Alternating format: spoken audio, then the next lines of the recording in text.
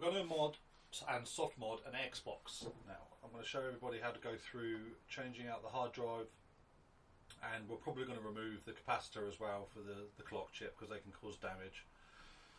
But basically, a friend of mine has sent me their original Xbox that they've not used for a long time. It's been stuck in the loft, so I don't know the condition of this. He did say that the tray was having issues. I do have a replacement tray, so we can change that out. I've had a quick look. It hasn't been opened up or anything before. Everything's still intact. So what I'm going to do first of all is test this to see if it actually powers up. So let's do that first.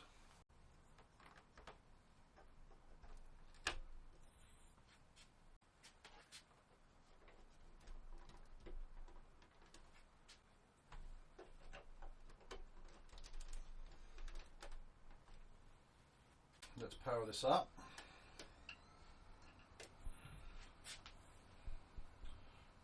Okay, that's good.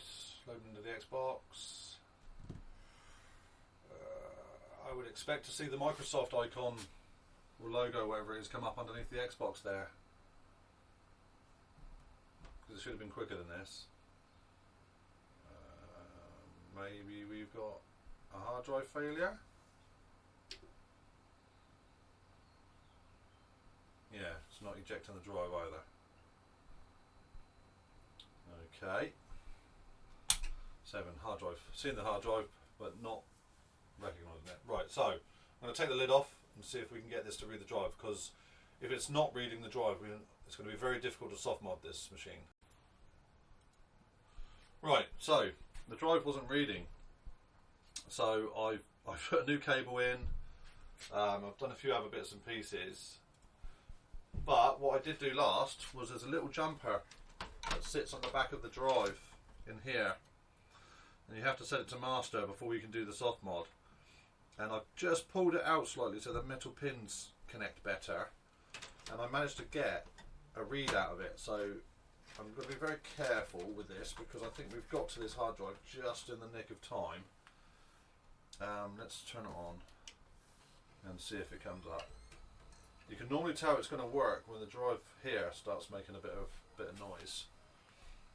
It means both drives. So there we go. So we've got the Microsoft wording at the bottom. So now it will probably load into. I hope it will. Oh, there we go. It's loaded into the front end now. So we don't have to bother with any of that. So now what we do is we go to memory and choose it, and then we get our data stick. You do have to get 2 GB or less data stick.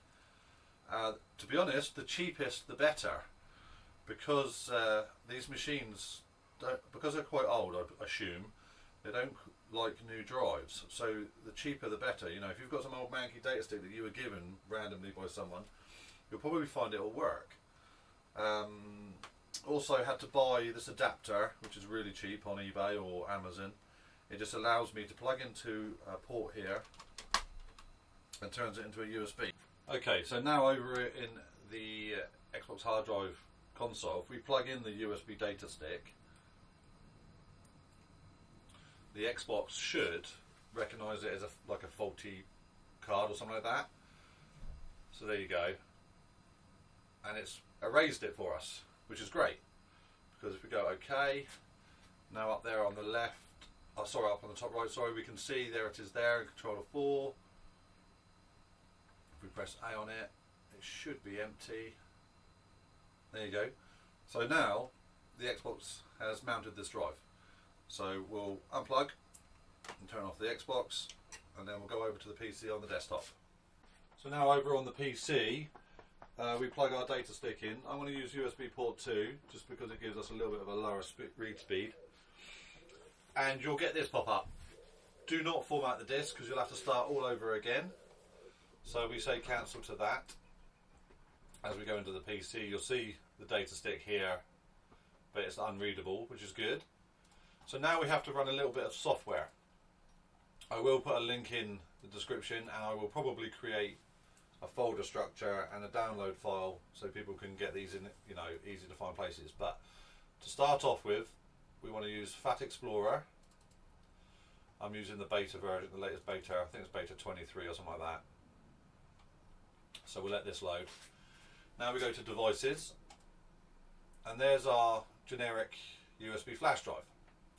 What we want to do with this, what this program does, is it creates what's called a virtual drive, so we can read the data on here through the PC. So if I was to click on this now, and now we go load device. Right, be warned here, generic flash USB drives are caching enabled. Fat Explorer will have better performance if it is enabled. I have done this before where I've enabled it and it's actually locked the very small data stick that I'm using. So what I'm going to do with this, I'm going to leave disabled. It doesn't take very long anyway, so let's leave disabled. Now this partition we want to mount, and basically see it says X here. It's going to create a virtual drive X for this data stick. So when we click mount data partition on X, it'll ask us, do we install the kernel mode? We're going to say yes to this because that part is required. So let's install that. There we go. Now, Fat Explorer, you can buy a license key and support these guys. I would say if you're going to do it quite a lot, you know, there's maybe a few of you out there who's going to do a few Xboxes. Support these guys because they do a fantastic job. I'm going to use the trial version for the moment because I've only just installed this. So let's go ahead and start the trial. So we've got 7 days. Now, see this here. This is the generic USB drive which has been mounted through Fat Explorer. And what we can do is we can transfer files into here. And we do have to I'm going to have to go back to my desktop. We do have to transfer the files that come with the soft modding toolkit. As you can see, I've expanded it here into a folder already. So soft modding, it's under utilities. No, it's not under utilities, it's under the packages. There we go. So under the packages, see this here, it says end game. What I'm going to do is either I can extract it to here, or I can extract the files over to our drive. So I'll tell you what I'll do, I'll extract it to an endgame folder here, and then I'll go in. These 3 files need to go over to the generic data stick. So I'm going to copy them, and I'm going to paste them onto the data stick. There we go, very small files. Now what we need to do is unmount the drive. So close that, shrink that down. I'm going to bring Fat Explorer back up again. We click on our drive. Now we've transferred files over to it and we just want to unmount it. The reason we do this is because it removes the virtual drive X, and I think it locks it back down again so the Xbox can read it. So we're going to unmount, and now that drive can be safely removed. I'm going to close this program now for the time being. I'm going to go down here and I'm just going to eject the drive. So safe way to do it. You can pull it straight out, but sometimes that can mess with it. So I'm going to try and do it the safest way possible. So if we eject the storage device. So back over at the Xbox, pop the drive back in on there, power the machine back up.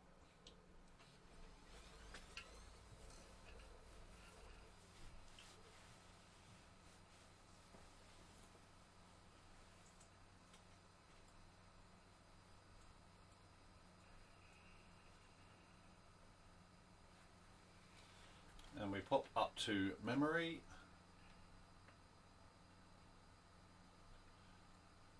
We go across to our controller.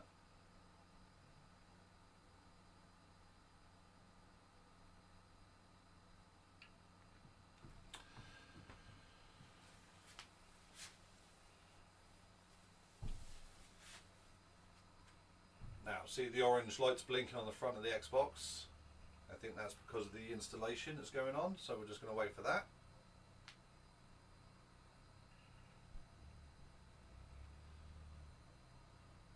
There we go.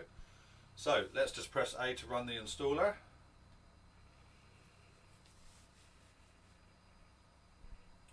If you do find your Xbox does lock up, which it has done on me before, just wait a couple of minutes, power it down, and then power back up again and start again. It will eventually take.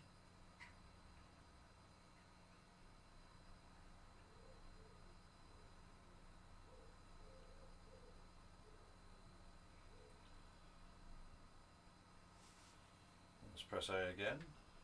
It seems like it's going back through the process again.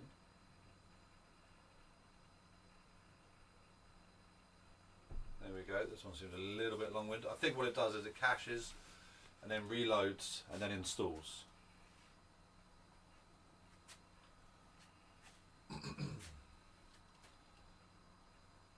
opacity on that. I probably need to change.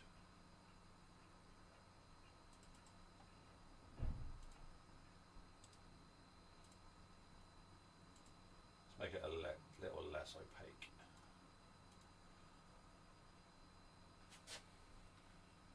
We placed into e-backups. Okay, so this is the EEProm that I was mentioning earlier on. This application is really good.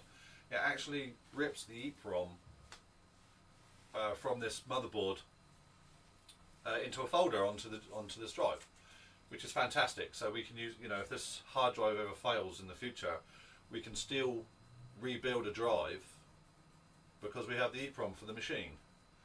So we say A to I understand. Required to create a new hard drive system in your case your Xbox does. You need to the EEProm.bin file to create a new locked drive. There we go. So it's basically telling us what it's done. It's all done.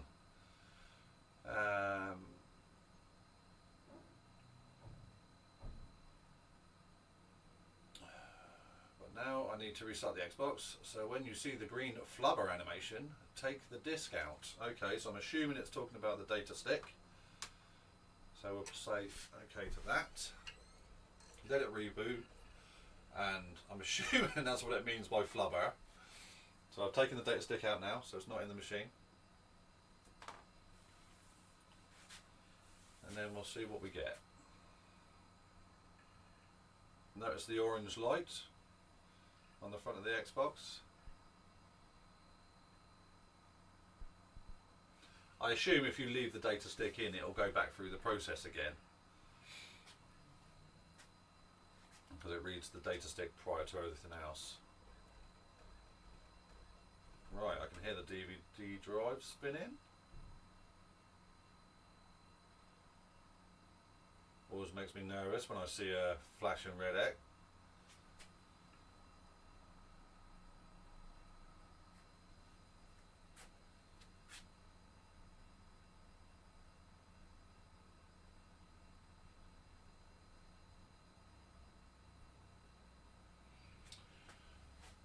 I think this is probably the red flashing light that people have been talking about. So I'm gonna leave this for a couple of minutes, and I'm going to power it down, and I'm going to power it back on again. Okay, so annoyingly, the flashing red circle means the EEProm has been emptied and not been written back to, and now I've got a faulty Xbox because of this. There's always a risk when you do soft modding, or any form of modding, as everybody should know. So what I'm going to have to do now is, because the EEProm on this is dead, I'm going to have to fit a hard mod. And this, I'm not sponsored anyway, but these wonderful people on Etsy, Lonway Technologies, contacted them, and they've sent me the Xenium chip, which is lovely. So thank you very much to them. They've also sent me the little header that you solder into the board, and this board here is for the 1.6. It sits over, so the pins go down, sits over the top of the board. And I think it bridges all the necessary connections that you need. I don't know if anybody's seen it, but you've probably seen people mod it with the wires going here, there and everywhere, tiny little wires. This bypasses that need, so it sits over the top, that gets soldered down through the top of it, and then that sits on the top of that inside here, over there. As you can see, this is super tiny, so let's get on and fit this.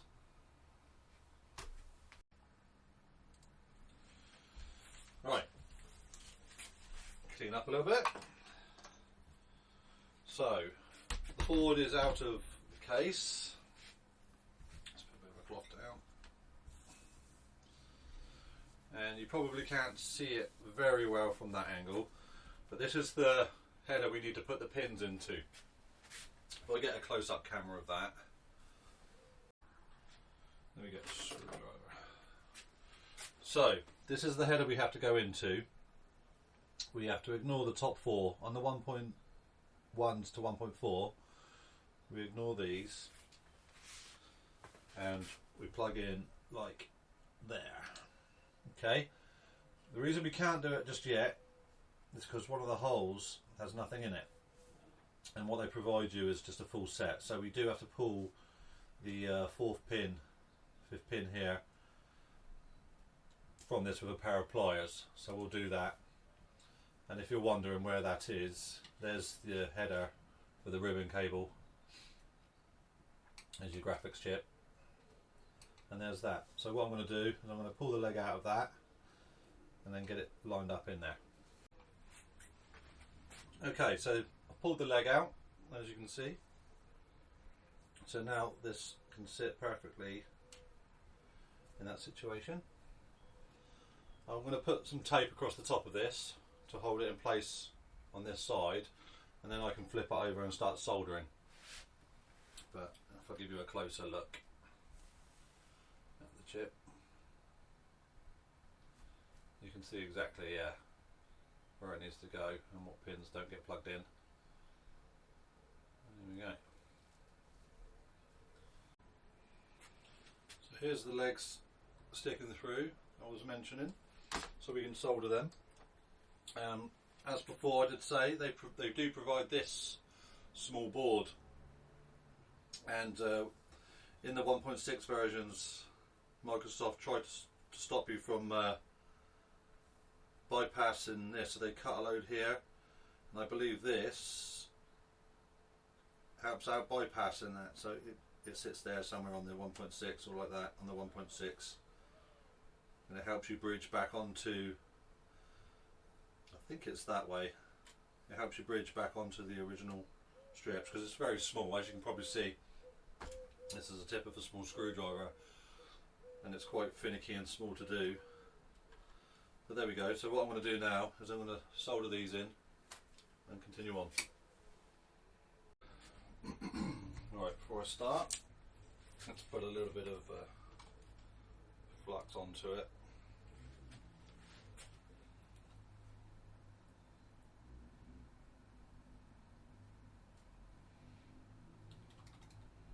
I need to get some more of this.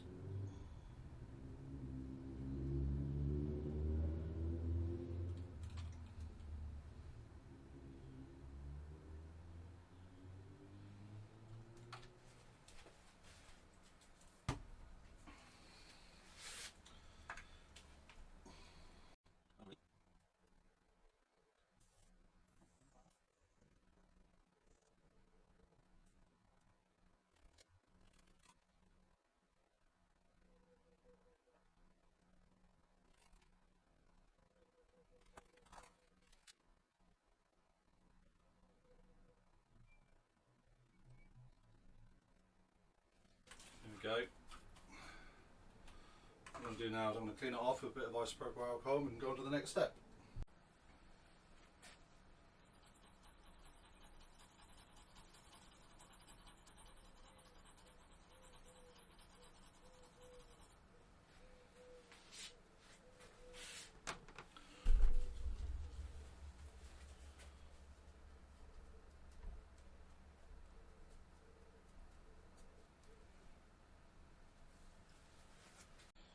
Right, as you can tell, these boards are very, very small. Now I've now got to put a small wire to D0 on the board, and what I've done is here's a magnifying glass, and I'll try and point it out at the same time. So this one here that I've made grey, I put a little bit of lead on the top of it so you can see it. There's the C7R1 chip. So I've got to put a very small wire onto there, and then I'll take it up through the spare holes so I can take it to the top of the board. Right, this is the thinnest wire I have. It's a single core from alarm cable actually. So as you can see, it's very thin. But if I was to go across to the close-up camera and show you, there it is. It was really quite difficult. Just have to have such a steady hand, which I haven't got because I'm pretty shaky with my hands. So I'm hoping it hasn't bridged this pin here. But basically I pre-tinned it, bit of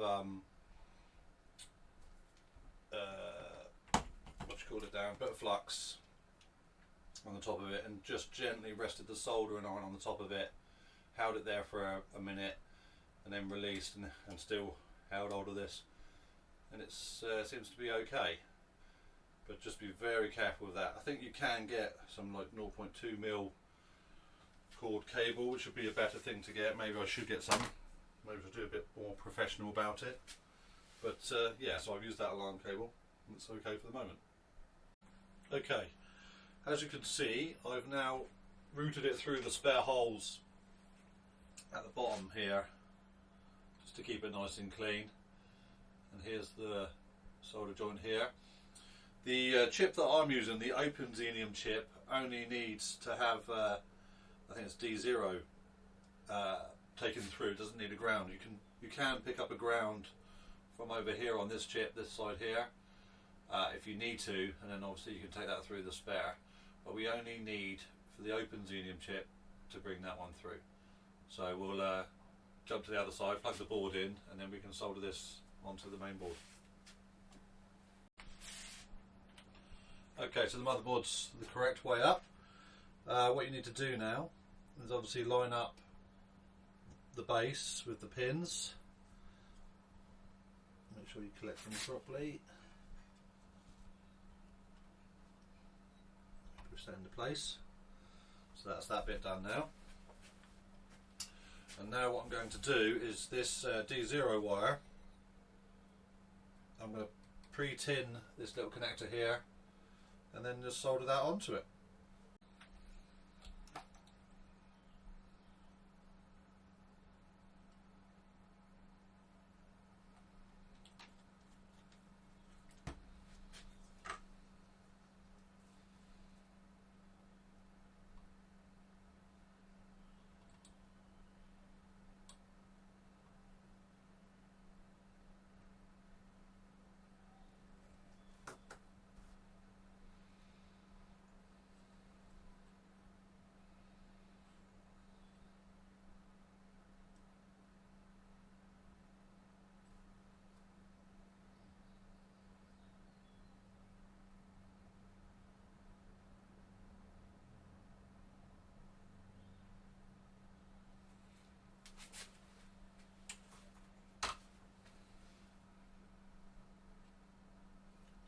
Right, there we go. That's the chip installed. So all we need to do now is get it all back together again, power it up, and fingers crossed that EEProm issue will clear, and then we can continue with upgrading the hard drive.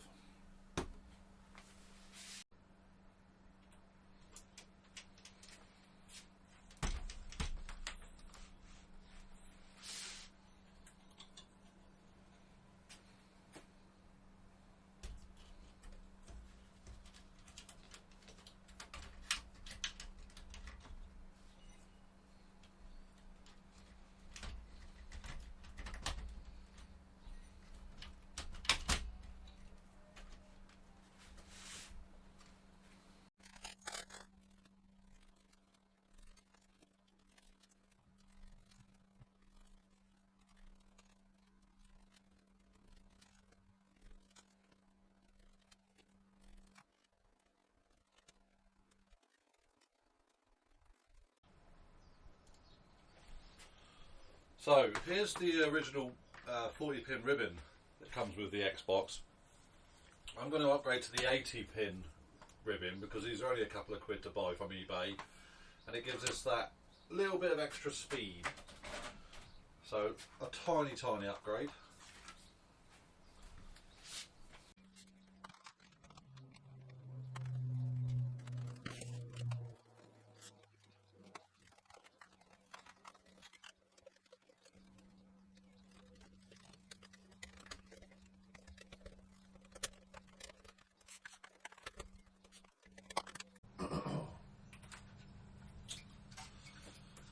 Right, I've installed a 3 terabyte hard drive. We don't have to keep hold of the original hard drive now that we've done a hard mod to the machine, so we can set that aside. I've put a 3 terabyte drive in, should be plenty to store all the games, and I've also used the IDE to SATA converter that I purchased off of Amazon. Everybody seems to recommend this StarTech.com adapter converter, so I've gone with it as well.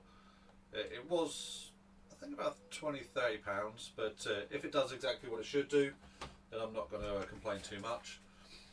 Some people do tend to put a bit of tape at the back of the board to protect it from these pins touching the hard drive, but there's about 4 or 5 mil at the back of that, and it doesn't move. You know, it's in there quite nicely. So yeah, we'll get this back into the machine.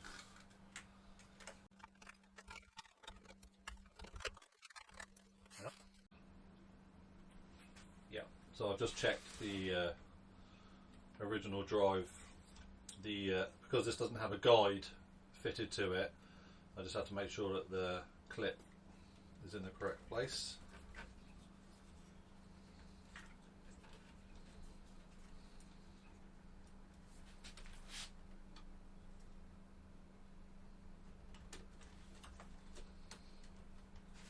It's quite tight to push on. Oh, strong hands. There we go, let's feed this power back through.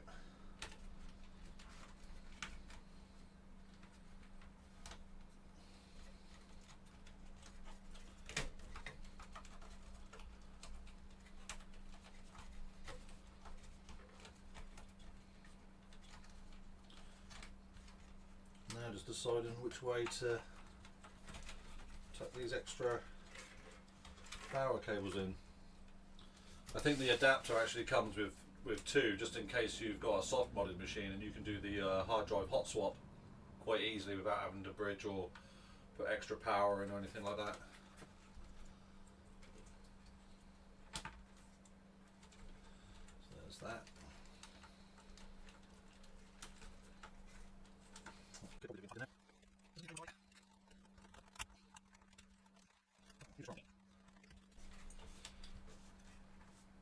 Okay, reasonably nice and tidy. Let's put the lid back on and try not to pinch this cable at the back there.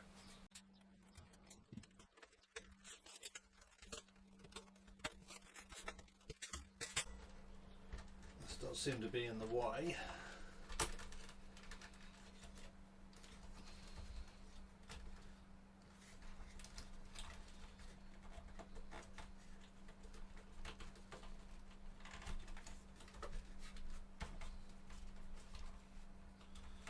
I expect that's all I need to do. Also, we've missed a screw in the middle there. Sorry, that's my fault. Forgot about that one.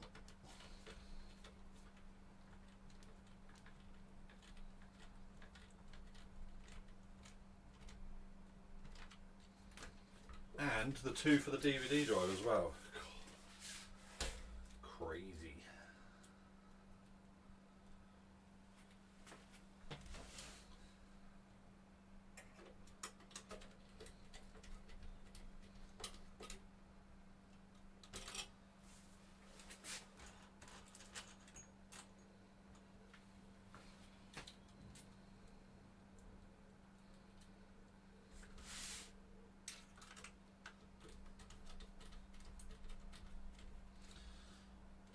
Right, so the DVD drive fixed back in. the hard drive's fixed back in. This is all dressed in lovely. So it's just trying to go over top of that.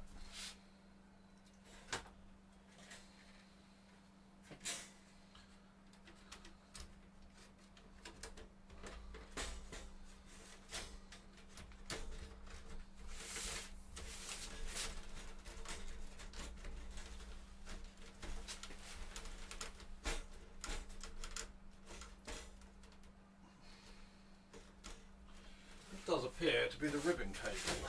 It's getting caught back here because of this.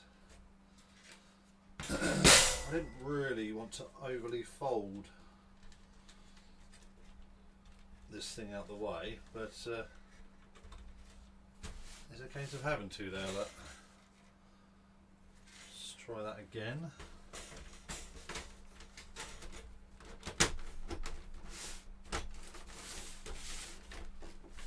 Go. Phew. Right, I'm going to put the screws in the bottom and then we're going to power it up to see what it does.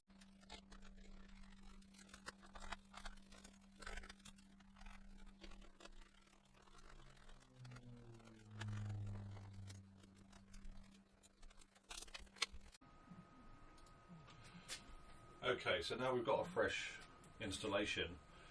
We do have to format the hard drive before we can put any skins or front loaders on it. So let's go to System, Utilities, and then we can format the drive, format the primary drive. We press A to confirm, and then we press X to confirm again. I think that is blue one.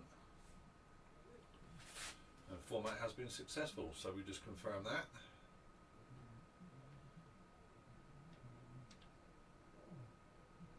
Okay, that's fine, so we can then come back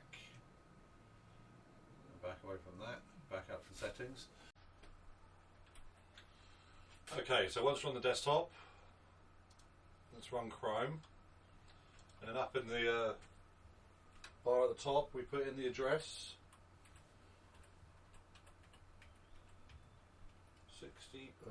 46. So mine was 192.168.1.46, obviously yours will be different.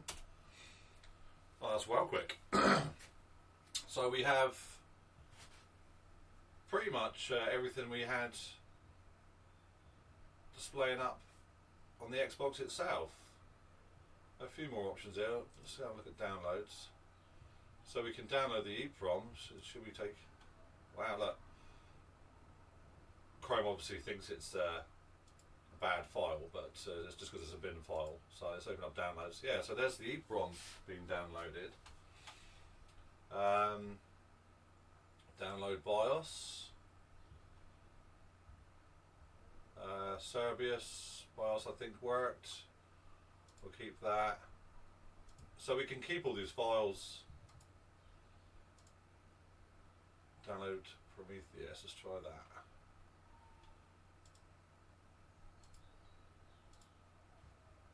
So we've been able to download the Prometheus OS, Cerberus and EEProm. And they're always good to keep and save. Okay, so down a rabbit hole with this modding thing, but I'm going to try to explain it best I can, because I didn't go into this understanding very much. I thought it would just be super simple and you'll be able to mod the machine, transfer your files over and away you go. That is not the case. There's a lot of caveats when modding these older Xboxes, and you have to remember they are older machines. So be patient when doing this sort of thing. Silly little things like if you're changing the hard drive out to a SATA drive and using these little converters,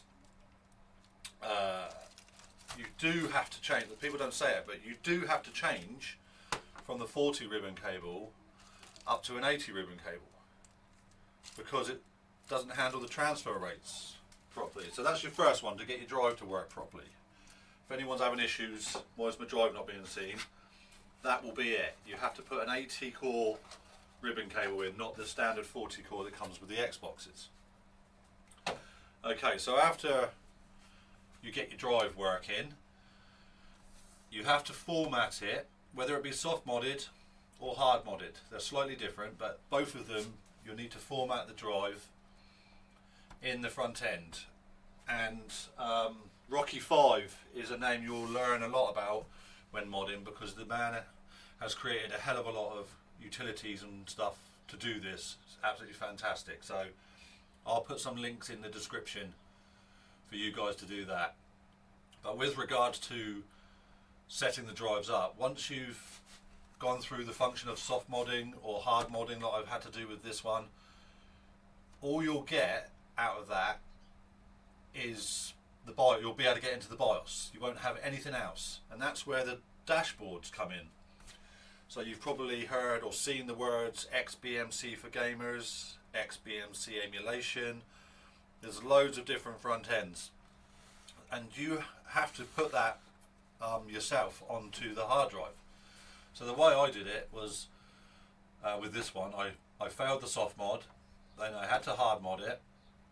I've put a 4 terabyte hard drive into here with an 80 core ribbon cable. Then I've taken that hard drive out of the machine and plugged it into my PC. And I use this Fideco USB 3 adapter I bought ages ago. It wasn't very expensive, but it seems to be the only one that Fat Explorer can see my drives properly. So yeah, I would recommend using this one, because some people have said the ones they've purchased, even the expensive ones, apparently the bit rates are too high and they don't read the drives properly. So by the sounds of it, cheapy ones are the better ones, probably because they read at lower speeds. Like, look at this old USB plug for it. So anyway, new drive plugged into here. You have to then load up Fat Explorer and read the drives, and you'll see all the partitions. There'll be C, D, E and F and G on, no sorry, C, E, F and G. F and G are for the soft mods, and you'll probably only have F for the hard mods, because the hard mod allows the machine to read higher than the standard 2 terabyte maximum capacity it could read. So with the hard mod one like this one, I could create an F drive and put the emulators on it, put the games onto it, and not have to worry about too much structure. But with the soft mod, I had to break everything up into 2 terabyte folders, which was fine because it was another 2 terabytes. So all I did was I put a certain amount of games on F, and then I put the rest of the games on G. Now, let's say you've installed your mod and you've taken the drive out and you put all your games and your emulators in their little folders, and then you put it back into your machine and none of it loads up. And that is because you have to edit the ini file. By default, the chip I've put into this looks for obviously the Cerberus BIOS, and then it looks for some different dashboards that I haven't loaded up onto the machine. So it doesn't go anywhere. It just gives you a black screen, and you're like, what is going on? And you have to edit that ini file, and you can edit it by FTP. You can FTP into the machine, but again, the hard drive has to come back out and go back into your PC, then edit the file. And basically all you do is, my example is I've put XBMC for Gamers folder onto the E drive under a dashboard folder. So I go into the ini file and I tell it its first dashboard to look for is in D drive, Xbox for Gamers, and then I think it's called like dashboard.xbe or something like that. It will see it. Then I was able to load into the front end, and because I've put my games and my emulators and everything else in the correct folders, it took a while to read it all, but once it's read it all, they will then be available. So it's quite convoluted. It's not just a case of stripping down your machines and servicing them and swapping the hard drives out, as a lot of YouTube videos will make you believe. So I'm going to show you where I'm at now because it's finalised and I'm done. If you want, or if anybody would like a more in-depth video on either the soft modding version or the hard modding version, then please let me know and I'll go through that. But this is where we're at now with regards to this fully functioning hard modded. So there's your Cerberus, so that's your hard, that's how you've been hard modded. Uses the Cerberus BIOS. Then what it does, it looks for your dashboard. Sorry, that's a little intro video. There is a folder for intro videos, so you can put your own intro in there if you want to. I've just left that one in there. Now what it does is it looks for the dashboard. So obviously I've edited my ini file. So now it's going to load up XBMC for gamers.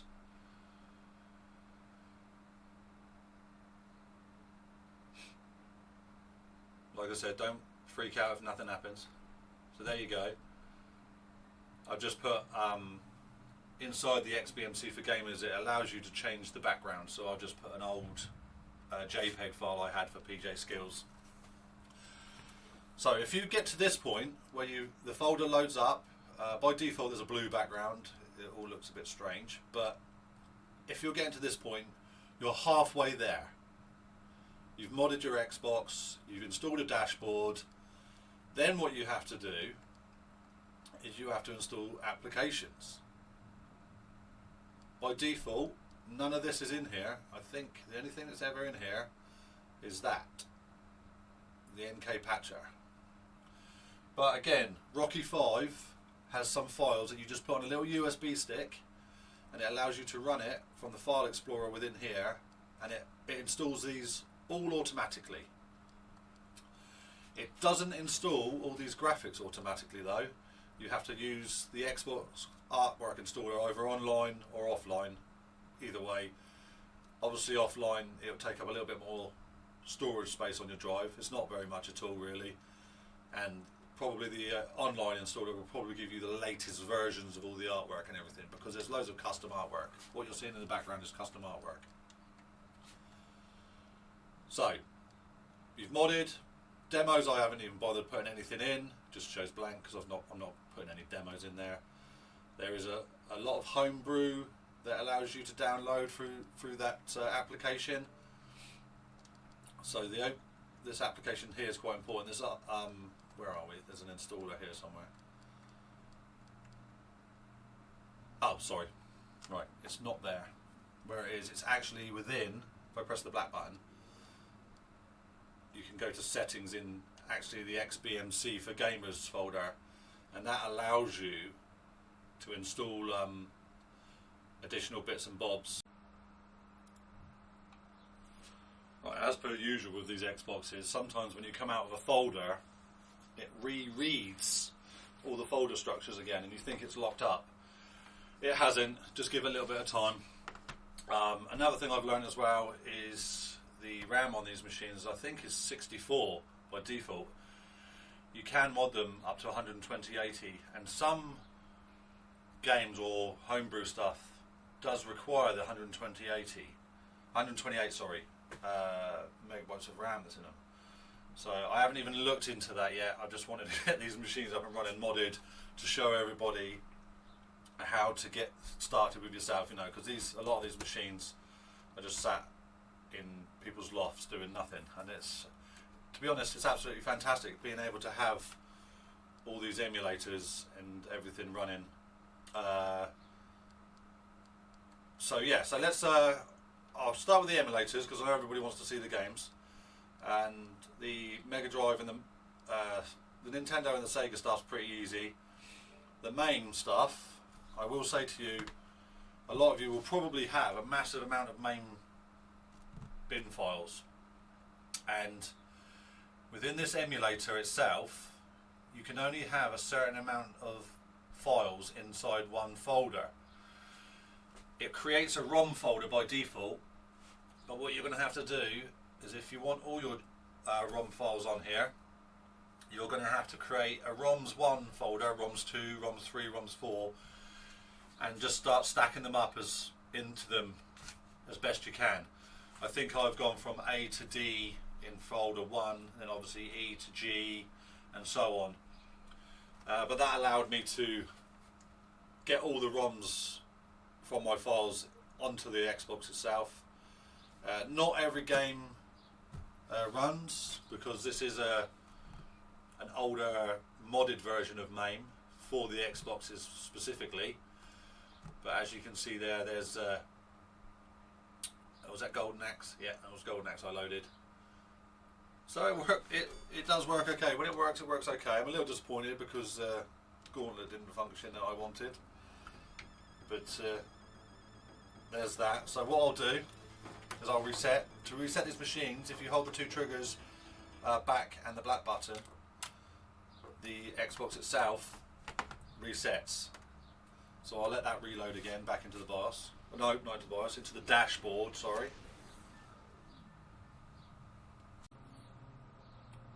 Right, so rebooted, back into the dashboard again. And what I'm going to say to you, like now, I had to install these graphics. It doesn't come with them. If I go back as well and I'll go into the games folder, this one takes some time to load, depending on how many games you've got.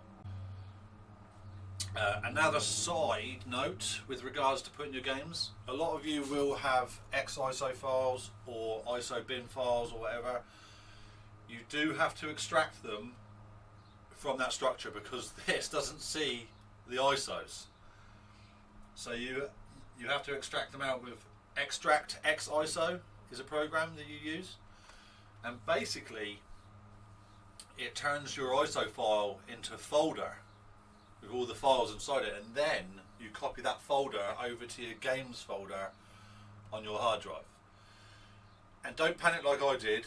Some of the ISOs end up, they were DVDs, weren't they? So some of them are like 7 gig when they start out, and they must have a lot of padded files inside them, because once Extract XISO shrinks them all back down into a folder structure, some of them are really small. Some of them are only like 2 gig, 1 gig, 4 gig.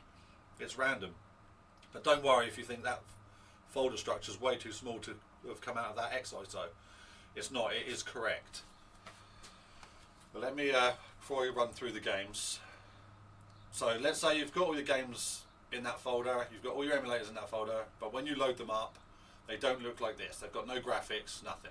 They're just saying the name, the words. They haven't even got any of the info there at the bottom. They look like this one here.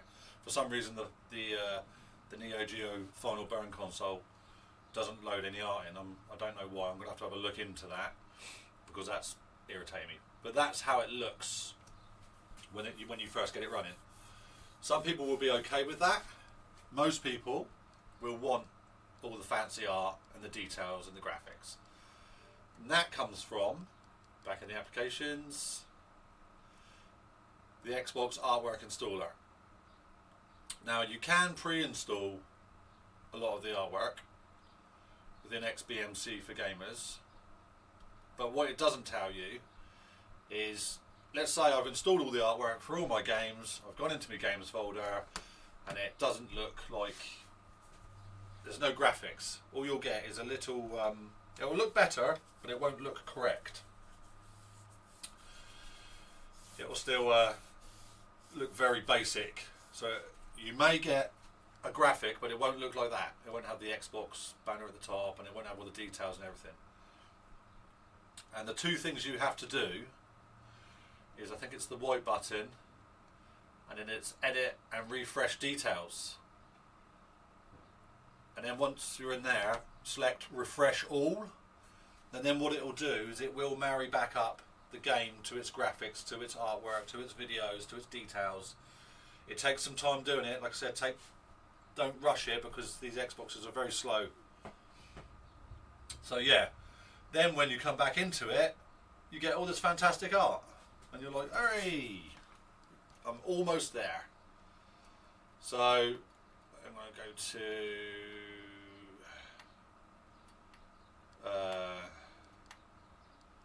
Half-Life there. Oh, let's go to Halo. So click on Halo,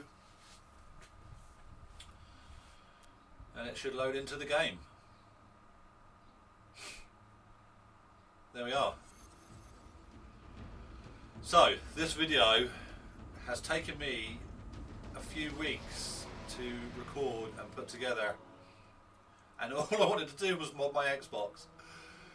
I'm there now, and I now know it in depth, but don't go into it thinking, yeah, it's just going to be a case of running Rocky 5's USB files and then modding it, and then I can just put my game straight across to it. It's not as easy as that. There's, like I say, there's loads of little caveats, loads of little nuances that you have to deal with, and it's yeah, it can take some time, but hopefully this video will help somebody out. Hopefully somebody will go, right, I'm going to take my time, watch through the video. If you guys want a more in-depth, maybe a step-by-step, I have got about 4 or 5 more Xboxes available, which I could go through step-by-step just to help people out, but yeah, if you ask me, I can get on and do it, but if not, I'm probably going to step forward and try and do the same thing to the PlayStation 2, because I understand modding that machine is a little bit easier than this one. But there we go, everybody. Basically, with this video, I've attempted to soft mod a machine, and it didn't take the soft mod, so then I had to hard mod the machine with the chip provided from Lonway Technologies. Big shout out to those guys. He's been absolutely fantastic. When I had some questions, they were pretty noob questions as well. I felt a bit embarrassed asking them, but everyone's learning. So once I got the hard mod into there and then into the BIOS, I was then able to take the hard drive out, put it into my machine, put the dashboard in that I wanted. The XBMC for gamers is a good one. And then I was able to transfer my games files, install the emulators from some, within XBMC, and then get those files, my bin files for those games in as well. And then I started installing little bits of custom graphics here, there, and everywhere. But there's no one-click install for these. It's almost there. Like I say, big shout out to Rocky 5 and everybody else in the Xbox modding community who've helped me out on this one, because it's a bit spotty out there when you're looking at videos. There's so many people rush through and miss bits and pieces. But there we go, guys. Thanks for watching this video, and I will see you on the next one. Cheers.